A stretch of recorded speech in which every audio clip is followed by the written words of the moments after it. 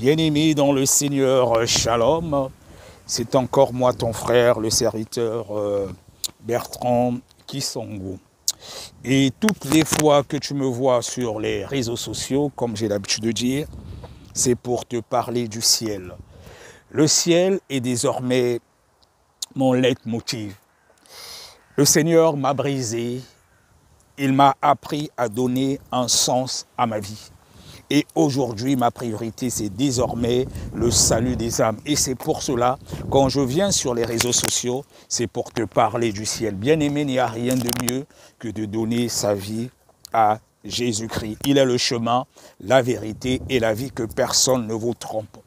Ce n'est pas la franc-maçonnerie, ce n'est pas les marabouts, ce n'est pas la Rose-Croix, ce n'est pas les loges, ce n'est pas je ne sais quoi qui te donnera le salut. Et deux fois, on a l'habitude de chercher des gloires éphémères, mais cela n'est que poussière et poursuite du vent. Bien-aimé, aujourd'hui, je viens te parler encore du ciel.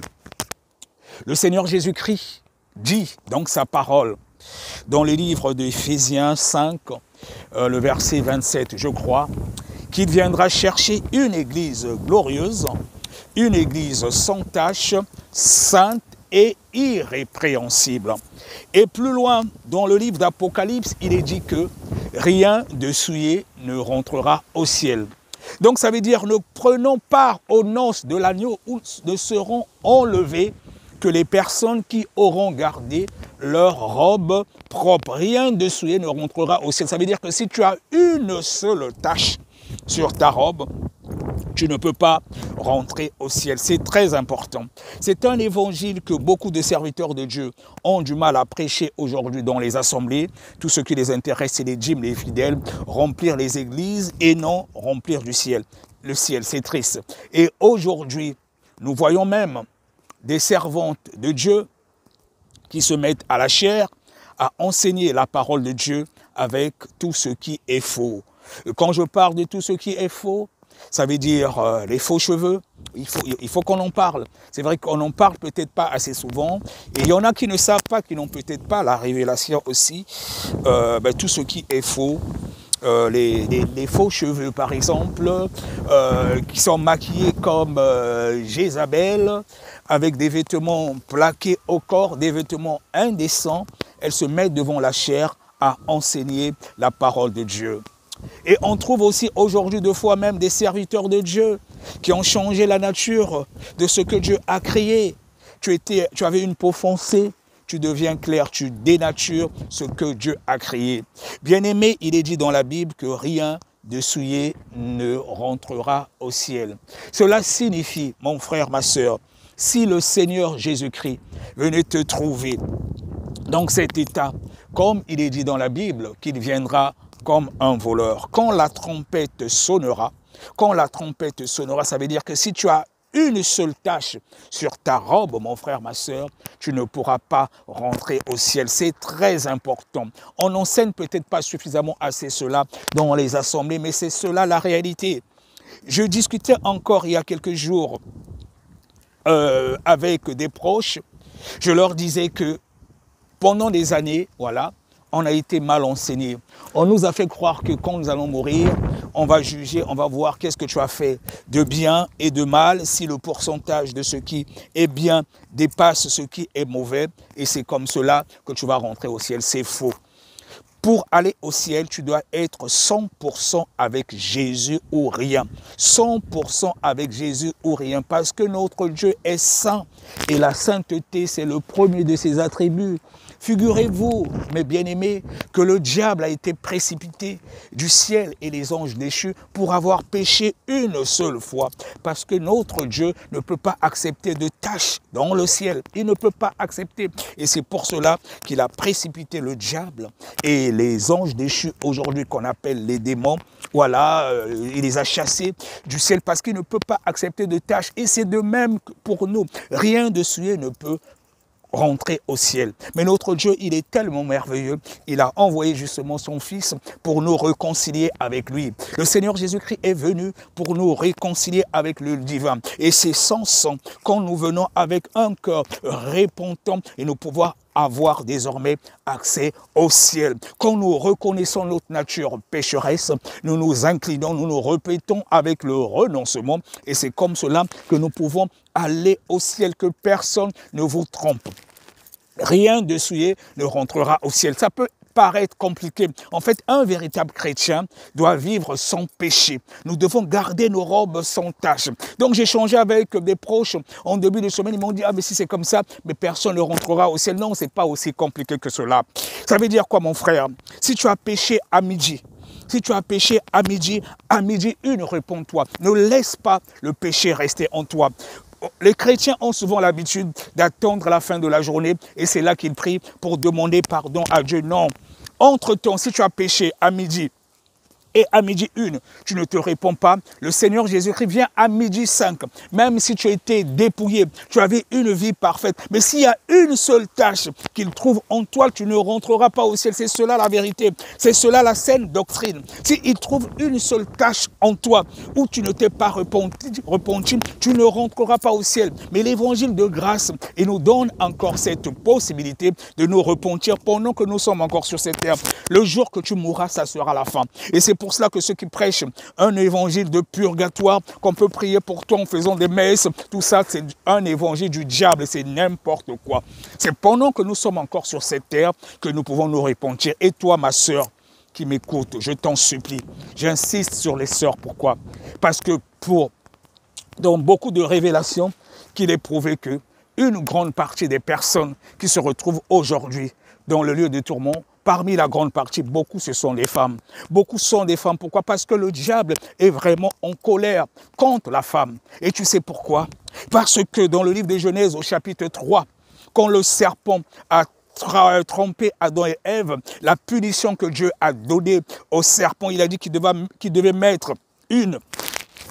avoir une hostilité entre la descendance du serpent et la descendance de la femme. Et la descendance de la femme devait écraser le pied du serpent. La tête plutôt du serpent. Même si le serpent va peut-être le mordre au niveau du talon, mais c'est ce qu'on appelle aujourd'hui des flèches, des attaques qu'on a avec les agents des ténèbres. Mais la descendance de la femme va écraser la tête du serpent. Et le Seigneur Jésus-Christ a écrasé la tête du serpent à la croix de Golgotha. Et par sa crucifixion, par sa mort à la croix de Golgotha, nous qui l'avons reçu, nous qui croyons en lui, nous sommes plus que vainqueurs. Donc, il n'y a plus, non seulement qu'il n'y a plus de condamnation pour ceux qui sont en Christ Jésus. Et nous sommes plus que vainqueurs. Nous faisons partie justement de cette postérité de la femme.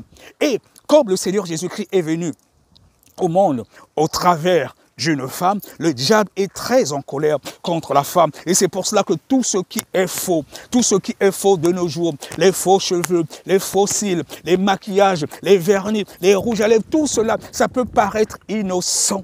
Mais ma sœur, quand tu mets toutes ces choses-là, tous ces artifices de Jézabel et la sirène des eaux, si le Seigneur Jésus-Christ venait aujourd'hui, tu ne peux pas rentrer au ciel avec ça. C'est mon devoir en tant que sentinelle de te dire la vérité. Tu peux te dire, oui, tu mets tout cela et le Seigneur Dieu continue à exaucer tes prières. Mais qui t'a dit que deux fois que c'est Dieu qui exauce tes prières? Il y a beaucoup de témoignages où le diable, sachant que ce que tu as mis sur toi est faux, mais il t'attend justement le jour du jugement. Il y a beaucoup de servantes de l'Éternel que notre Dieu a enlevé, elles sont retrouvées là-haut. Et je leur ai montré que si elles mouraient dans cette condition, avec tout ce qui est faux, elles ne pourront pas rentrer au ciel. Je t'en supplie, ma sœur. Tu n'es peut-être pas convaincu de cet évangile de la sanctification totale. Je te prie, ne doute pas. Consulte toi-même Dieu. Le Saint-Esprit est justement là pour t'enseigner. Consulte toi-même Dieu. Ce que je te dis aujourd'hui restera d'être peut-être ton jugement demain. Dieu te dira, mon serviteur t'avait parlé de ça. Pourquoi tu ne l'as pas entendu? Mais je préfère que toi-même tu puisses consulter Dieu. Tu demandes à Dieu, est-ce que c'est vrai cet évangile de dépouillement dont on parle, des faux cheveux, des faux cils, tout. Est-ce que quand je l'utilise, si aujourd'hui tu venais, je ne serais pas sauvé? Tu peux te dire, oui, que tu as encore le temps. On dit que le Seigneur Jésus-Christ viendra. Viendra comme un voleur, ça fait des années qu'on en parle, mais il ne vient jamais.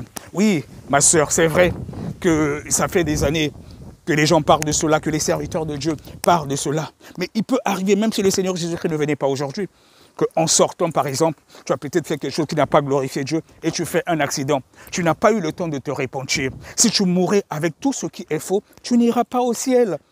Je suis obligé de te dire la vérité en tant que sentinelle parce que ça me fait mal. Il y a des servants de Dieu qui ne connaissent pas ça.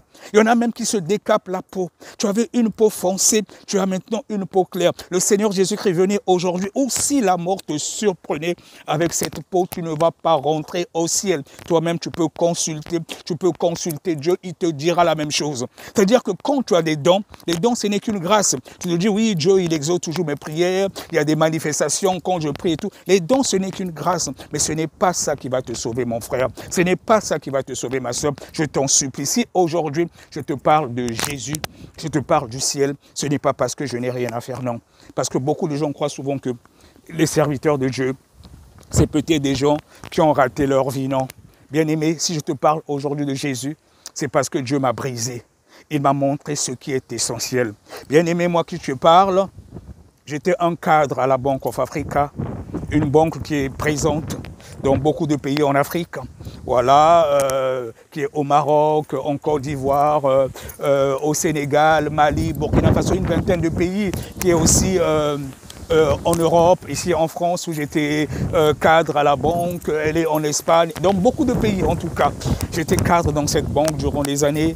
Et j'ai démissionné, j'ai créé ma propre société comme consultant, profitant du réseau que j'avais aussi au niveau de la banque, et puis aussi la casquette politique, puisque mon directeur savait que j'étais aussi politique, ce qui fait que même ici en France, des fois il m'arrivait d'aller dans des consulats, rencontrer voilà, certaines autorités des pays où la banque était présente, d'autant plus que le but, le rôle de la banque, c'était de travailler justement avec les entreprises françaises qui voulaient investir dans ces pays d'Afrique où nous étions présents, mais aussi les autorités de ces pays ou les ressortissants de ces pays, voilà, qui voulaient investir dans leur pays d'origine. Donc on avait cette facilité-là de rencontrer surtout au niveau des consulats, des ambassadeurs, des consuls et tout. J'avais cette facilité-là sans compter aussi mon parcours politique. Bien-aimé. Et donc quand je démissionne de la banque, je crée justement, bien-aimé, ma société justement à l'époque. Je crée ma société à l'époque comme consultant international quand je démissionne de la banque et j'ai fait pas mal de pays, le Cameroun, la Côte d'Ivoire, Madagascar, l'Angola pour ne citer que cela. Et bien aimé, je partais pas pour négocier des cacahuètes, non. C'était des marchés d'État. C'était des marchés qui se comptaient en millions d'euros. Voilà, si je te parle de cela, c'est pas pour m'enorgueillir, c'est juste pour te dire que c'était ma priorité à l'époque. Voilà, c'était les affaires et puis la politique. Donc je démissionne parce que j'avais une opportunité, j'ai eu des opportunités pour négocier justement des marchés d'État qui se chiffraient en millions d'euros. Et c'était ça ma priorité, je le dis encore, ce n'était pas des cacahuètes. Donc Dieu m'a fait comprendre que ce n'était pas cela le plus important. Et en dehors de cela, j'ai un parcours politique d'environ 15 ans, de politique où j'ai été élu dans ma commune et quand je quitte le Parti Socialiste, c'est moi qui démissionne aussi à l'époque au niveau du Parti Socialiste, j'étais cadre à la Fédération Socialiste de l'Essonne et quand l'année que j'ai démissionné du Parti Socialiste, j'étais cadre à la Fédération Socialiste de l'Essonne et je m'occupais justement de l'Europe et l'international et j'avais même candidaté au niveau de la circonscription. Parmi les circonscriptions de l'Essonne, j'étais le seul en 2017 lors des primaires socialistes qui a osé affronter le député sortant. Voilà, donc il y a eu des primaires socialistes dans la 9e circonscription de l'Essonne. J'ai perdu, mais j'ai affronté le député sortant. Donc je voulais être député aussi en France. J'ai affronté le député sortant. Les militants, ils ont voté, j'ai perdu, mais je l'ai affronté. Donc ça veut dire qu'à l'époque, ma priorité, c'était non seulement le business, les affaires, l'argent, mais aussi la politique parce que j'aimais le pouvoir. Voilà, donc quand je te parle de Dieu aujourd'hui, c'est parce qu'il m'a brisé, il m'a fait comprendre que tout cela est validé. Ma priorité, c'est désormais le ciel. Ma priorité, c'est désormais le ciel. Je ne viens pas te parler de Dieu parce que j'ai raté ma vie. Non, je n'ai pas raté ma vie. Et je ne te parle pas de Dieu parce que parce que tu vas peut-être croire que je vis de l'évangile. Non, je ne vis pas de l'évangile. Je te parle de Dieu parce que j'ai le souci de ton âme. Je veux que tu sois sauvé. C'est cela le plus important, le salut de notre âme. Bien-aimé, je te garantis que c'est cela le plus important, le salut de ton âme. Et aujourd'hui, par rapport à mon passé, je peux rencontrer n'importe quel homme d'affaires, je ne suis pas complexé. Pareil, je peux rencontrer n'importe quel politique, que ce soit Macron, que ce soit les dirigeants politiques en Afrique. Je ne suis pas complexé. Je m'en fous de tout ce monde-là. Parce que moi, je ne crains que Jésus. Et j'en ai côtoyé des dirigeants politiques, des autorités ici en France. Je suis allé jusqu'au Parlement européen. En Afrique, j'ai rencontré pas mal d'autorités. Et moi-même, j'ai fait acte même de candidature dans mon pays d'origine, le Congo-Brazzaville, lors des élections présidentielles de 2016, profitant de la double nationalité. Donc c'est pour te dire que tu peux être politique, peu importe ton titre. Moi je ne crains que Jésus, j'en ai rien à cirer de ton titre. Aujourd'hui je peux même aller dire à un président de la République, réponds-toi. Si tu ne te réponds pas, le Seigneur Jésus viendra et tu ne seras pas sauvé. Donc mon leitmotiv aujourd'hui maintenant, c'est de prêcher le ciel, de remplir le ciel. Et c'est pour cela que je te parle. Je t'en supplie, réponds-toi. Le Seigneur Jésus-Christ viendra comme un voleur. Il peut arriver même demain.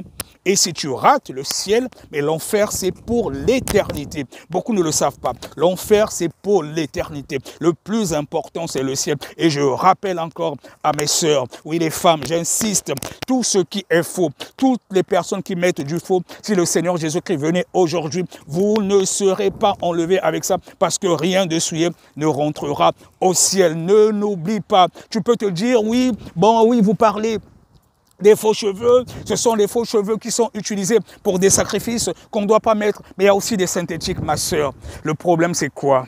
Quand tu mets par exemple des faux cheveux, même si ça n'a pas été utilisé pour un sacrifice, mais le fait de mettre les faux cheveux sur ta tête, quand tu le mets pour devenir plus belle, c'est-à-dire pour changer la nature de ce que Dieu a créé, c'est là où intervient déjà le péché. C'est comme si tu disais à Dieu, tu m'as mal créé. Et c'est pour cela que tu mets cela, parce que tu te sens plus belle avec ça. Il y a des femmes aujourd'hui qui ne peuvent même pas sortir sans être maquillées. Elles ne peuvent pas sortir sans être maquillées parce qu'elles se sentent moins belles. Il faut qu'elles mettent du rouge à lèvres, qu'elles barbouillent, je sais pas, des fards et tout cela. Et déjà, vous remarquerez que quand vous mettez tout cela, ce n'est plus vous. Vous êtes de plus en plus attirante. Oui, vous êtes jolie quand vous mettez cela, mais parce que vous avez une beauté sirénique. Vous n'êtes plus la même personne. C'est maintenant la sirène qui prend possession de votre corps. Et c'est pour cela que vous séduisez beaucoup d'hommes. Ma sœur, je t'en supplie. Et surtout toi, une servante de Dieu. S'il y a des choses dont tu n'es pas convaincu, je te prie de demander toi-même à Dieu. Mais ce serait bête d'avoir servi Dieu durant des années. Et quand tu vas arriver, si tu mourrais, qu'ils te disent que tu ne l'as jamais servi. Et que le diable vienne te récupérer. Parce que Dieu est donc sa parole. Il est juste. La sainteté, c'est le premier de ses attributs. Je voulais encore te prêcher le ciel aujourd'hui. Je ne viens pas sur les réseaux sociaux pour me faire voir ou parce que je n'ai rien à faire. Je t'ai dit que j'avais un parcours politique. Aujourd'hui, Dieu m'a fait comprendre que tout cela était vanité. Et puis, ce qui m'intéressait, c'était les affaires. Oui, j'ai un carnet d'adresse toujours aujourd'hui. J'ai un carnet d'adresse. Je connais pas mal d'autorités dans beaucoup de pays, surtout en Afrique. J'ai un carnet d'adresse. Je connais pas mal d'hommes d'affaires sur différents business, que ce soit sur des matières premières, sur n'importe quoi, des constructions d'usines. J'ai ce carnet d'adresse parce qu'en tant que consultant international, j'ai justement ce carnet d'adresse. Mais ce n'est pas justement désormais cela ma priorité. Ma priorité, c'est justement de te prêcher le ciel. Aujourd'hui, je m'en fous même de l'argent.